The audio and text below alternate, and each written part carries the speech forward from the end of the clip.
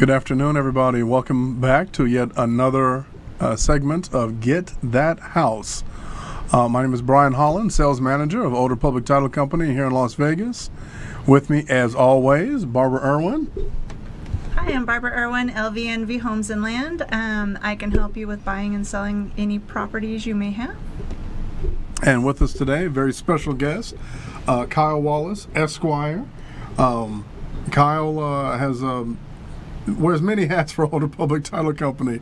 Assistant State Manager, Branch Manager, Escrow Officer, Short Sale Department, and the only escrow attorney in Las Vegas. Kyle, happy to have you here today, sir. I'm glad to be here. Thank you, Brian. You're very welcome.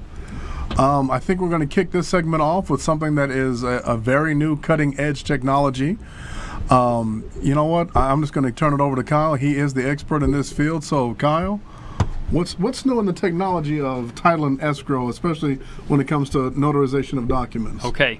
So let me take a step back just for a second, Brian, and tell you that the reason I'm even familiar with this is because I'm the legislative chairperson for the Nevada Land Title Association. So I get to kind of see the bills that come and go and anything that affects real estate. And in this last legislative session, the hot topic was electronic notary. Now, so you guys know, for the past 8 years, Nevada has allowed, at the recorder's office, the acceptance of electronically notarized documents. So you could sit down with someone, they could DocuSign something, or they could use an electronic signature, and you could affix an electronic notary stamp. That could be sent down the recorder. They would not reject it. Now, the issue we have is that there was no one that was an electronic notary. So there was a lot of pressure in this last legislative session to move that forward. A couple of really big players in the industry threw some money at it and decided that we should have electronic notaries be approved in the state, not just accepting it, but we need some actual people to do it. Now, notary in general, for electronic notary, required that you sit with the person and that they go through this electronic signature and you affix your notary stamp to it. In the new legislation, they got around that by saying if the notary is sitting in the state and they have a video audio conference with someone, that is considered to be sitting with them in the state. Are there any boundary limitations? I mean, what if they were in another state, another country? Is there any jurisdiction as far as the boundaries of where the person is sitting? If you have audio-visual communication with them, live audio-visual communication, that is considered to be in the state. So their laws don't supersede, say somebody, I'm from Seattle, so say somebody's in Seattle and they're buying a house here, Seattle's laws wouldn't supersede Nevada's? Nope. You're buying the property, and generally laws or any lawsuit's going to revolve around where the property is located. So you have a property in Nevada, you're notarizing it, you're going to be considered to be in Nevada for that signing. Nice. Now, where this becomes really interesting is a couple of things. Number one, there's a big fear of fraud. How do you prevent fraud? Right. If I just have a video call with someone, how can I be sure that it's actually that person? And part of the response to that from the legislative branch was, how do we prevent fraud now? If someone shows up in Nevada and they have a Pennsylvania driver's license and I'm notarizing it, how do I know what to look for? I don't. You don't have the little book that says, this is what the license looks like. I've got a book, but it's all Nevada notary stuff, right? So I can go back and I can search and I can go, okay, what's this Pennsylvania stuff supposed to look like? And I just don't know. Some driver's licenses are a little bit more flimsy than ours. Right. They seem fake, and people can get a fake ID. There's been a real rash of people coming in from California with fake IDs. Okay. And so they had that concern, and they decided in the legislation that when you were going face to face with someone, you would actually take a screenshot of their ID. So they'll hold it up to the camera, you'll take a screenshot of it. And you have to hold on to that screenshot now for 7 years. Oh, wow. And so that's supposed to be the equivalent of looking at their driver's license. But the second part is they have now a two-factor authorization. So you have to send them a code, or you have to, when you think of two-factor authorization, you'll think of when you've ever gone in to do something banking and they ask you, which of these properties have you lived at in the last 2 years? or who have you had a car loan with in the past. And that information comes from your credit report, and it's just a little bit more secure in verifying that that's the actual person. So the nice thing is that we're actually getting a little bit more security with the electronic notarization. I think the other really advantageous piece, and we spoke about this the last time, is when you're sitting down at a signing, you don't have to have a notary there anymore. I can sign someone in China Yeah. Wow. face to face. Wow. They can ask me Nice. questions, I can answer. You know, and that's pretty awesome That is when you cool. think about it. Very cool.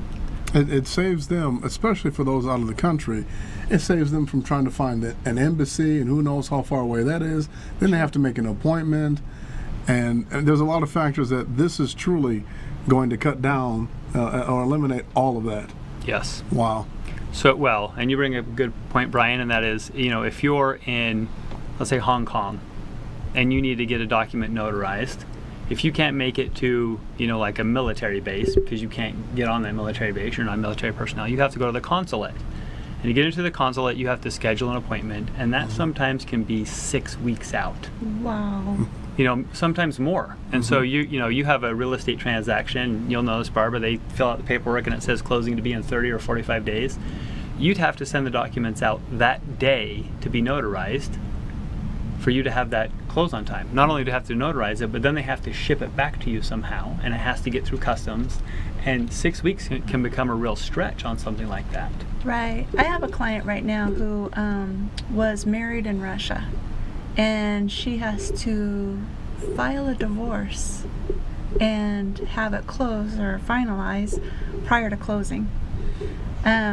Yep. Same kind of thing. I mean, it Yep. takes a lot longer than the 4 weeks. Much longer than you expect. And that's what's kind of interesting. Now, I'm telling you all this stuff about the electronic notary well in advance. They just, you know, they passed the bill the last legislative session. It's supposed to go into effect in July. But we don't have any regulations yet from the Secretary of State. So we're kind of all waiting on pins and needles to see what's going to happen. So is it just going to be like any notary? Like, say Brian's a notary. So will Brian be able to do the electronic, or is it there new stipulations and new requirements? There is an additional class that you're going to have to take, and they've made that clear. You're going to have to go through some additional licensing piece to become an electronic notary. But one of the things that the state has said is that they want to keep this whole thing technology neutral. You know, what that means is they're not going to require you to use any sort of secure software when you're communicating with people. They're going to let you choose from any number of softwares. Oh, wow. You know, and so that could be good or bad. we'll see. Yeah. You know, I think that when it comes down to it, you'll have a number of title companies and other people saying this is a software that we use and approve because we feel it's secure. Okay. You know? Very good. So, what else can you tell us briefly about title or escrow? Is there anything you want to add to that or spin off on that? There's so much to know. I mean, there's not. You can't learn about title and escrow in 20 minutes. No, you certainly can't.